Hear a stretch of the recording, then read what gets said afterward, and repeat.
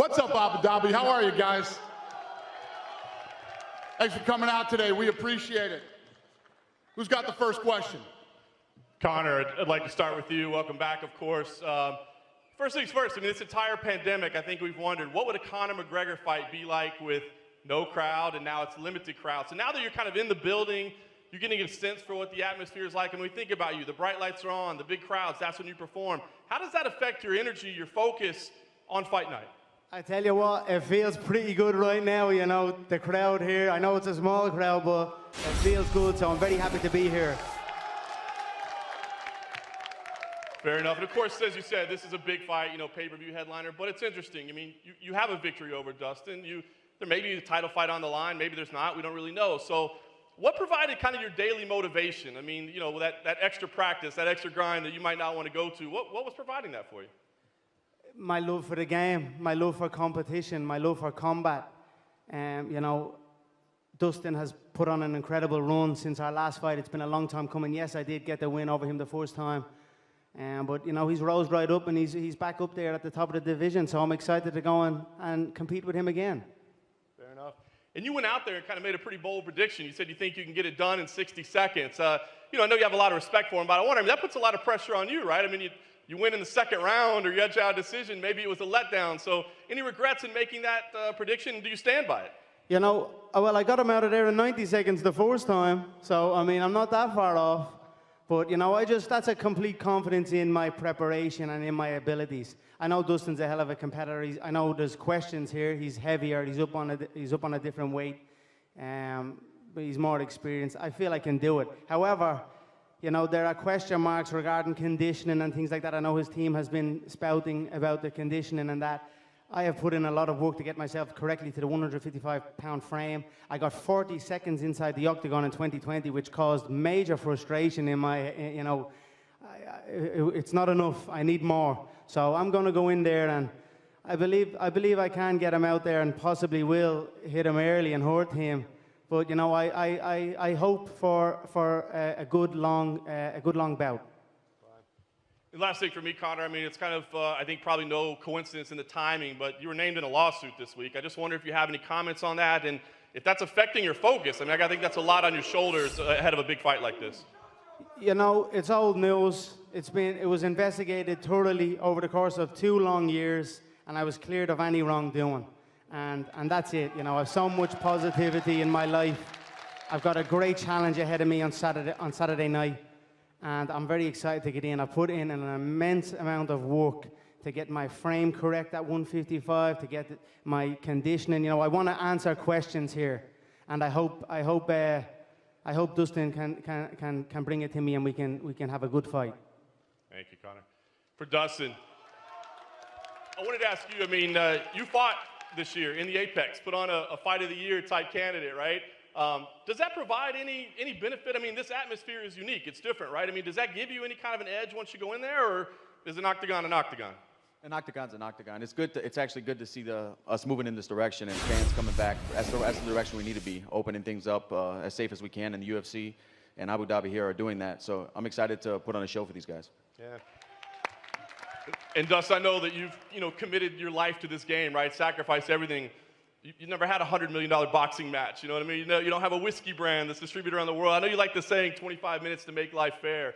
Does that apply here? I mean, do you feel like there's a chip on your shoulder? I mean, you guys have had this kind of parallel life, but it's gone different. Do you walk in there with a little chip on your shoulder? Every fight is a chip on my shoulder. I'm trying to prove something. I'm trying to, the work that I put in, I'm trying to make it pay off. I'm trying to put my family in a better position, and this is no different. I know what a win over Conor McGregor means in combat sports, and I know that whoever wins this fight is fighting for gold, and that's why I fight. Fair enough. Thank you, Dustin. And just one last one for Dana, please. Dana, obviously this is a massive pay-per-view. Sir, you've got the hot sauce, Dustin. I'm actually I'd love to taste the hot sauce. I got a bottle for you. I appreciate that. I've got a bottle of proper for you. I'd love to share that. So, you know what I mean? He's putting in the work. I've been highly impressed. I think the whole business has been highly impressed. After that loss, many, many years ago, he rose up, became champion. He's given so much back. I'm honored to share this octagon with this man. I know we have this competitive fire, and it's still there. There's still that in us, you know. There's no denying that. We have a clash, and it's going to be a good firework-filled bout. But the respect is admirable for this man from me.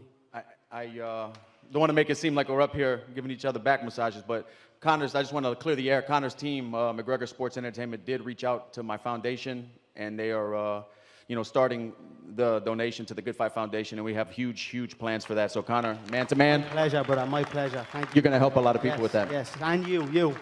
Maybe you could help him with the distribution deal for the hot sauce. Of course, no problem.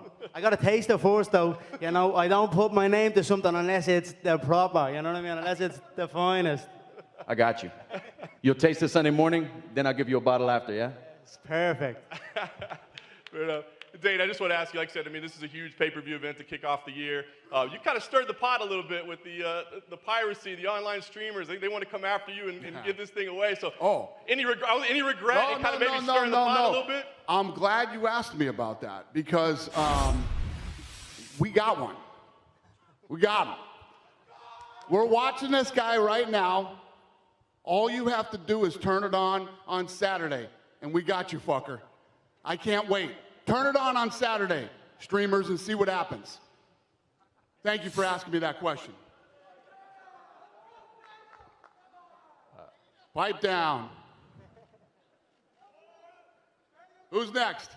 Question for Michael over here. Welcome to the UFC. This is your first real big press conference in your new home. I don't think anyone for years thought you would be here. So what are your first impressions of the UFC fans now at this press conference? This is great, man. Thank you. I appreciate it. It's awesome to be kind of a historic night. 10 months of not having any fans during a worldwide pandemic. It's nice to share this opportunity with the fans, man. It's been a long time coming, and there was moments where I wasn't sure if I would ever make that jump to come over. The circumstances needed to be right. It needed to feel right. A couple months ago, having that conversation with Dana, it felt this is where my new home needed to be, and everything has been wonderful thus far, and I'm excited to go out there, start this new chapter. Got a blank page on Saturday night to start this new chapter in my career. I'm excited to get out there and compete. And I know you're not looking past Dan, but you had said in the media day you were looking forward to at least sizing up Conor, being around him, seeing what he's about. So have you seen him in the hotel? And if you haven't, what do you think now? No, I have not. No, this is just the first time I saw him, man. He's looking dapper as always. Conor McGregor, typical Conor fashion. But I've been outside of the UFC, and I told Dana this in our conversation. Every single time that I trained for one of the guys that I stepped inside of the cage with, I wasn't training to fight them. I was training to fight the number one guy in the world. The number one guy in the world has always been under the UFC banner. I was always training to fight to beat that guy. So. Sizing everybody up. Last time I was here on Fight Island, saw Khabib, saw Gaethje. Man, these are the upper echelon, the world class guys that I've wanted to compete against since day one, and now I get that opportunity. Just got to go out there and take care of business on Saturday night. And question for Dan. A lot's made with Michael's wrestling credentials. You, of course, have a very extensive striking background. So what do you make of Michael Chandler's striking inside the octagon? He's aggressive. The guy comes out, he's a fast starter. So I'm expecting by the end of that first 5 minutes, we're going to know how this thing's going to play out. I'm expecting him to come at me. I'm expecting a fast start, but I'm not one to back down to a challenge. And then question for Conor. Max Holloway declared himself the best boxer in MMA. You kind of laughed at that on Twitter. So I'm wondering, how would you rate the three gentlemen up here's boxing compared to yours? I tell you what, the last press conference I done with Cerrone, it was just myself and Donald up here. This time we've got three other men, four of us, and we're all in the same division. So, they're opponents, potential future opponents, and I'm very excited about that. That's kind of what halted me in 2020 before the pandemic even hit. It was like nothing really presented itself. Well, here we've got three up here. We've got Max skateboarding in the hallway back at the hotel. So I'm very happy with that. And, I'm very excited to see how the bout goes in the co-main event. I know the two men know the magnitude of where they are at, and I'm excited. That's gonna breed an exciting, fight-filled fight. You know what I mean? It's gonna be a lot of power thrown. I would tell the two lads if there's any stalling or any situation like that, to be separating and let the shots fly, because there's a lot at stake here, and I wish both men the best of luck. And a question for all four gentlemen up there. A unique situation for dads fighting on Saturday in the main and co-main event. So are your kids aware of what's going down on Saturday? Are you going to let them watch? I know Conor has Conor Jr. and his kids here, but are you going to let your kids watch on Saturday night? Sorry, say that again. Was that to me? So all four. Are all four gentlemen's kids going to watch the fight on Saturday? You know, my kids will watch. I'm at having them prevalent all fight week, you know, giving them the experience. They're a little young, though. I don't think I'll have them in the arena for the actual bout. But they'll be watching their daddy for sure. And I look forward to going back after the fight. I know my son will be sleeping, but he knows Daddy does MMA. He knows what MMA is, and we'll go watch the masterpiece after the fight when I get home and get to spend time with him. And my daughter knows what I do, obviously, but we don't really let her watch. She helps me take the stitches out when I get back. She knows what's going on. Yeah, my daughter will be swinging along with me. She'll be there.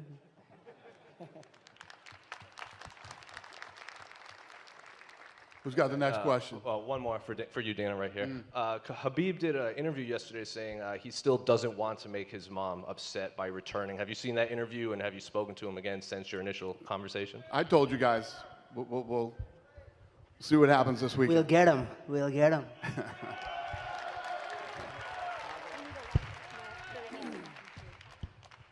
Hey, Conor. Out of the available lightweights to you right now, is Dustin the hardest challenge you could be facing?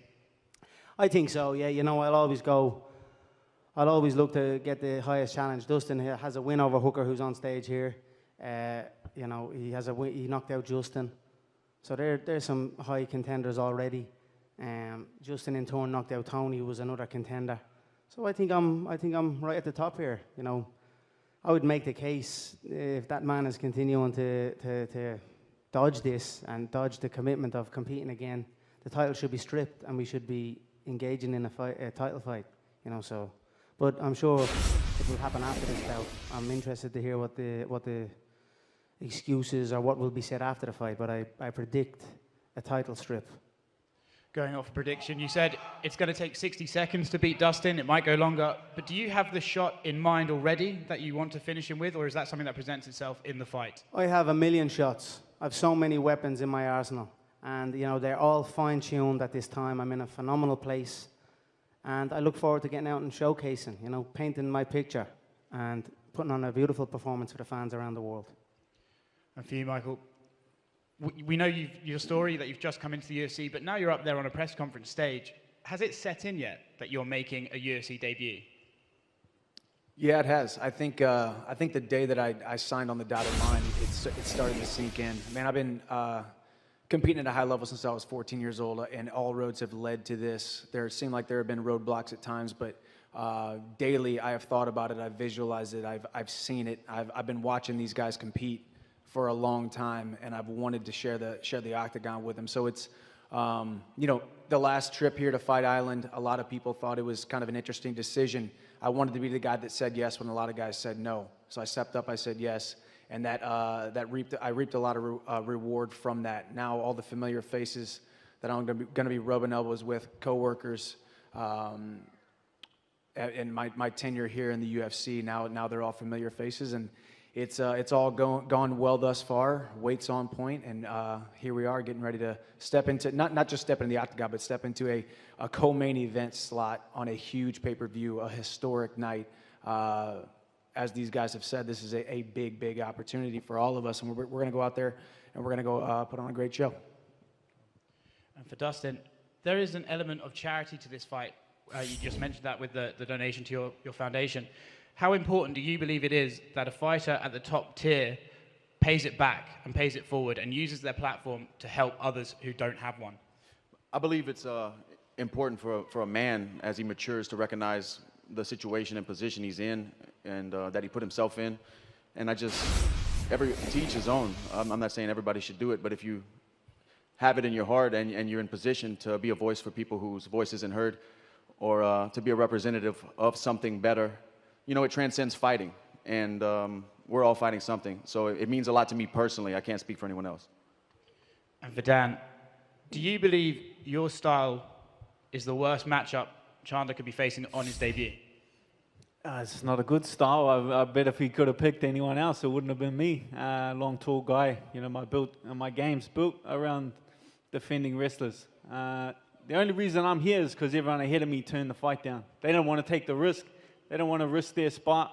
You know, they come up with a bunch of excuses. Old Charlie Olives saying he can't make the weight.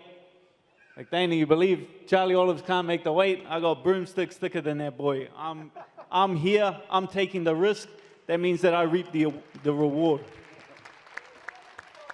Nice. And last one for Dana. Do we have an update on numbers for this card? You've got the return of Conor McGregor. We've got some fans back. But pay-per-view wise, how is this thing trending? Very good. Yeah, no, this thing's trending great. Yeah, it's good. It's going to be good. There hasn't been, when was there a bad one? Since the pandemic started, there hasn't been a bad pay-per-view. They've all been overperforming. So you can only imagine what this is going to do. Hey, just a quick one from me as the unofficial lightweight tournament commissioner. I just wanted to get a verbal confirmation, you guys, because, listen, Charles Oliveira with the victory only over Tony Ferguson. He's pretty much through to the semi-finals now. We've got Justin Gaethje probably to come into the mix, but of course it's about you guys, the semi-final spots at stake. Even if one or two of you come out of this weekend and fight for the title, I think most media fans, we want to crown a new undisputed lightweight champion by the end of the year, and I just want to get a quick confirmation Book it, from each of you that I'm you're in. in. Book it, I'm in. Yes, sir. Michael, are you in? Book it. Dan? Dustin? Let's go. Dan? I didn't even understand the question. Yeah, I'm in. Thank you. Dana, you're welcome. All right. Hey, Conor, you looked like you had something you were about to say there when Dana was talking about the pay-per-view numbers. Want to just Yeah, it goes without saying. You don't got to come up and talk about EA Sports, UFC selections and all this type of thing when it comes to me. You know, the pay-per-views are trending. The Embedded has been record-breaking again. It's almost double. The first episode of The Embedded is almost double than all of the other Embeddeds that have came out in 2020, bar one, McGregor Cerrone. So it's trending in the right direction. I'm very excited about it, you know. I'm very excited to give these guys the platform here, you know what I mean? And like I said, and I'm happy to hear Chandler say this and Hooker say this, you know, take your chances and reap the rewards here. So that's it. So there's going to be 2 cracker fights, and I'm ready. And as the guy from BT said about the tournament, book it, we're in. And that's amazing. Let's go. One more for you, Conor. I know you kind of said at the beginning the narrative about your conditioning and everything going into this fight. Can you just expand on that? And why do you think there are those doubts about your cardio? You know, I think it's a myth. Obviously, I had the Diaz one, the first Diaz fight. I went from featherweight, and then a month or so later, I was at welterweight. You know, that's obviously going to have impact. And then there was other issues. But, you know, I think overall it's a myth, and it's a myth that's, you know, it's out there, and that's it. I hope we can answer it, and I will answer it in time. At some stage, I keep showing up here. You know, someone's going to be able to stay in the pocket with me and stay in there and fight with me. And I hope it's this. I hope it's this Saturday night. Do I think so? I do not. I'm in some shape here at the minute, and I tell you this now. I am coming to put on a masterpiece. So I'm excited about it. And just one for you, Dustin. I know you said prior to the fight with Dan there that you didn't really like that there was a certain expectation that you would win going in, and you kind of relish being the underdog more. Can you just speak a little bit more to that, and do you feel at your most comfortable going into a fight like this? I'm not sure if I relish it, but of course I want to be cheered when I walk out, but I'm acquainted with it. I know the feelings, and I've been in this position time and time again. That's just it. I'm just acquainted with it.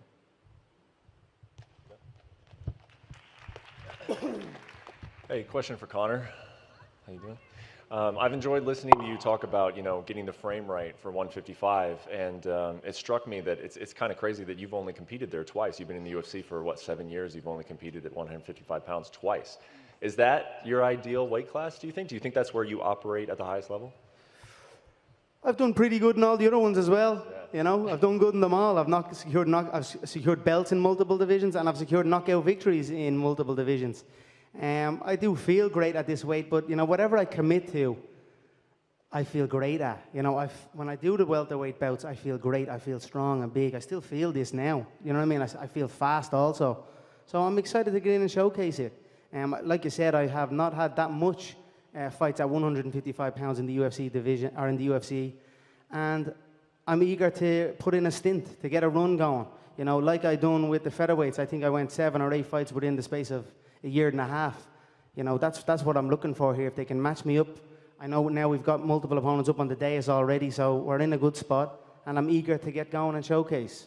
I feel this is the best I have ever been for sure, and I'm at 155 pounds. But, you know, if I go back to 170 pounds, you best believe that'll be the best I'll be at also. So it is what it is. Yeah, and you one tweet that you made, I don't know exactly when you put it up, but you said that after you won the 155-pound belt, you wonder maybe you should have jumped up and gone for that 170-pound belt right away. And I just wonder, obviously things have worked out well for you. The Mayweather fight made you a whole lot of money, but have there ever been, do you think about that sometimes?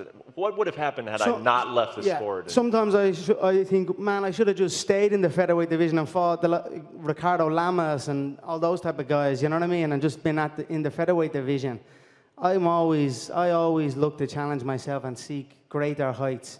And, you know, although I have been the champion at 155 pounds, I have not had much time at this weight in the UFC, and this is what I wish to do now.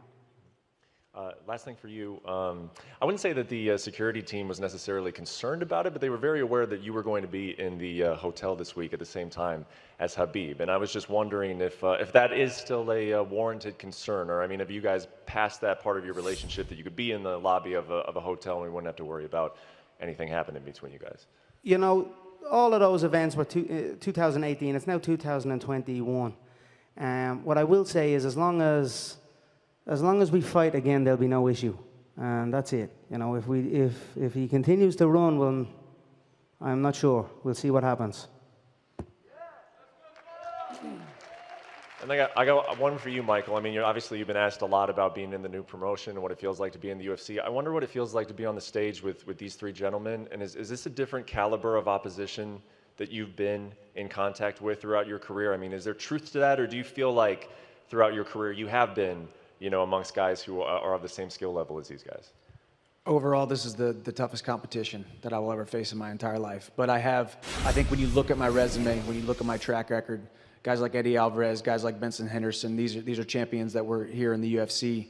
Granted, it was a couple years later, but I've been competing at a high level since I was 14 years old, as I said. So I've been dreaming of this day or visualizing this day just in case it ever did come. And now I'm fully prepared to take the opportunity head on. And absolutely, all these guys are the best in the world. And the UFC lightweight division is the most hyped, most electrified, most energetic division in the UFC today. And it was a perfect time to insert my name into the mix. Thanks, guys. This question's for the Diamond, Dustin Poirier. You fought in this country before to unify the lightweight strap against Khabib Nurmagomedov. Is this stage greater for you than UFC 242? It's obviously a huge fight, but fighting for the world title is the biggest fight you can get to me, because that's the reason I fight. I want to be the undisputed world champion. I'm still chasing that goal, and I know this fight here gets me one step closer to that. So. This question's for the notorious Conor McGregor. What separates the fighter Conor McGregor from the business mogul Conor McGregor? You know, I bring all of the discipline and the drive that I learned in my martial arts training and preparation and competition into the business world, and it's helped me tremendously. It's why I always would urge any parents around the world to get their children into martial arts, any type of combat sport. And it's not necessarily to compete. If they wish to compete, well, then they can compete. But the things that they learn through martial arts, you know, you cannot learn it anywhere else, and it will translate into many other things, especially the business world. So it's pretty much the same, two of the same. And lastly, for Michael, you've sized up all of these lightweights now. The last one here is Conor McGregor. You've rubbed elbows with all of them. What do you make of this guy sitting next to you? Hey, he is exactly who we think he is. He is exactly who he thinks he is. He's got a track record. He's a global superstar for a reason. But all of that doesn't matter when you step inside that octagon when the cage door closes. We all know that. He knows that. But as far as the man, as far as what he's accomplished, as far as, just as you alluded to, outside of the cage, what he's done eyeball-wise, attention-wise for this division, for this promotion. It's nothing short of amazing, and it's awesome to share this opportunity, share this stage with these guys. And it's, as you can see, I think there's a lot of growth up here. I think we've seen a lot of growth in Conor, one of the baddest men on the planet, now one of the most daddest men on the planet. I think all of us, as you alluded to, we're all dads. We all started coming up hungry, humble, and now we're dads and really fighting for a different purpose. So you kind of see that in him, you see that in Dustin, you see that in Hooker, and you see that in myself. So, man, either way, Saturday night, we're all going to go out there, put on a great show. Everybody buy that pay-per-view. Let's go. Appreciate that, brother. Thank you. Conor, how you doing, mate? You've evolved so much in your fighting career, but I think you've always been an artist inside and outside the cage with your fighting style and your ability to sum up things in such a poetic manner. But can you just talk to me a little bit about how you define yourself as an artist? I'm just an insanely driven young man, you know what I mean? I'm passionate about what I'm passionate about, and I give it my all. That's it. I'm a hard worker, true and true. If something needs to be done, Conor McGregor gets it done. Make no mistake about it. That's awesome. Staying on the topic of art, I wanted to read you a quote from 2013 that you said. It's really poignant, and I think it deserves to be read out in full, so just bear with me. I've lost my mind on this game, like Vincent van Gogh, dedicated his life to his art, and he lost his mind in the process. That's happened to me, but fuck it.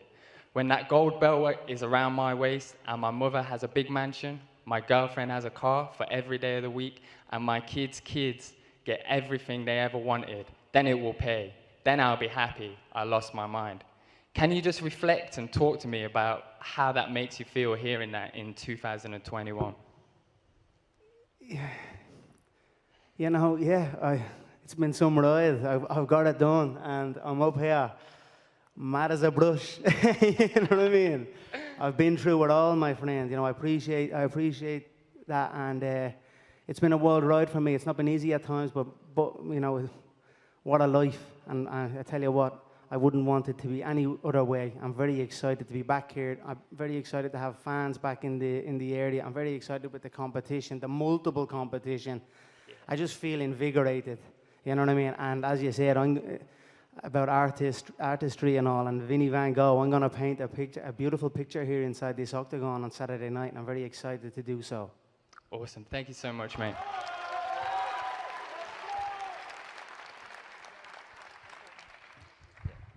Go ahead, bro. Yeah, it's Ahmed Al-Wasiri from Abu Dhabi Sports.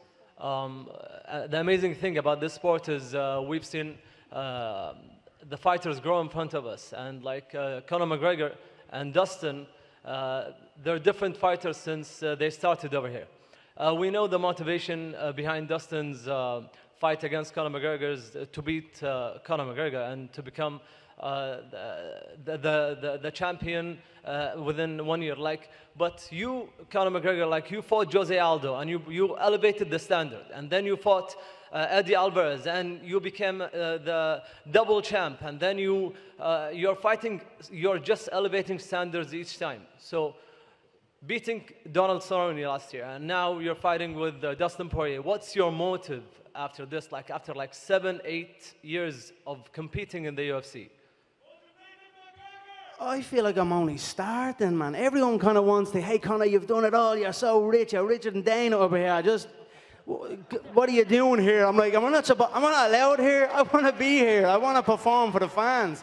I'm a young man. I've got many highlights. You know, but all the money, all the belts, everything, that comes and that goes. You know what lives on? Highlights, a fighter's highlights. You look at Roy Jones Jr.'s highlights, Mike Tyson's highlights. I still look at them today, Ali's highlights.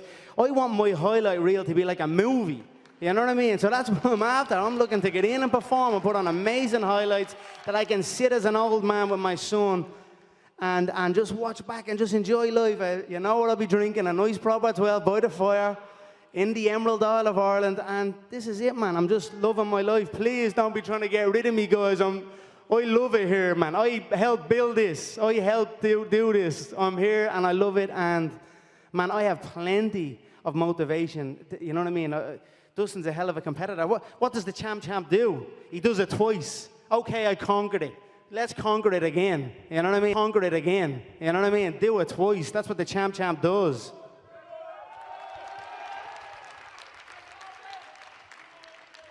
Conor, question down here. Talk to me about how your training camp went in Portugal. I know it was kind of secluded due to the lockdown. You've had secluded camps in the past. Do you think this is something that you want to continue with going forward? Yeah, I tell you what, it's been a phenomenal camp all across the board. We were in Lagos in Portugal, we were in Dublin, we were in Dubai, and now we finish it up here.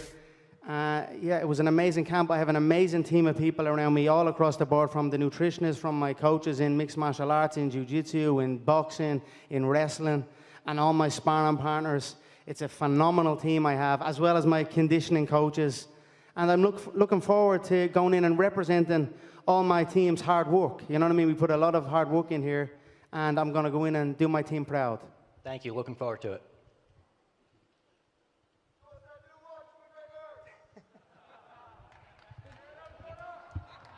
Who else? Yep, go ahead. Dustin, everybody's talking about how much you've changed as a fighter since the last time you fought Conor. What would you say is the main thing that changed in your game and that would make a difference this Saturday, whether mentally or physically? I think technically as well, mentally for sure, technically as well. I mean, 6 years since we fought, you have to evolve to stay at the top of the division for this long, to stay in the company for this long. And just maturity. And I don't care what anybody out here thinks anymore. I used to care too much. I don't care. That's a superpower, not giving a fuck. And that's it. And Conor, this one is for you. I know you've been asked a lot about this whole Khabib thing, but I'm just curious to know, he said he's looking for something amazing, extraordinary this Saturday for him to change his mind and come back. What do you think he's looking for this Saturday for him to change his mind? You know, I don't really care. He did not say that. Dana said that. He said he's not, you know what I mean? Let's just get through the fight. You know, all these men are up here. There's plenty of challenges. And you know, it's a tough business, and the things have gone on in his personal life. I don't wish him any harm. Like I said, it was in 2018. A lot of time has passed. The world knows this fight is not over. You know what I mean? This war is not over. The sport needs it to happen. The people need it to happen. I'm not going to chase it if he doesn't want it. You know what I mean? And that's it. I'll keep my calm and move on. And that's what I'm doing. I'm back here at the 155-pound division. I'll show the world what's what over time, and that's it. And it begins on Saturday night against Dustin Poirier. Finally, my last question. I heard Dustin say that he actually kind of enjoyed the fights during this past year without a crowd because he felt it was a bit more intimate and he was more focused. I would like to know, does having or not having a crowd affect you in any way when you're inside that octagon, or not really? You just forget everything. Yeah, no, a fight is a fight for sure. You're inside that octagon. It's you know, I was actually very, very excited to compete with no crowd. You know, at the start, I was like, oh, I don't know, you know. But over time, then I was like, I really wanted to see and hear my power and my velocity and, you know, my precision. I wanted to hear my shots whistle through the air, you know, with no background noise, and really, you know, put a statement out there of the difference. And I was almost, you know, I was close. I almost got to do it, but there's not that many fans, only a couple of thousand. My power, my speed, my precision, my velocity, you know, my whistle will still whistle strong on the night, and I'm excited to show. Thank you. Thank you, guys. We appreciate it. We're going to square these guys off for photo ops, and we will see you tomorrow.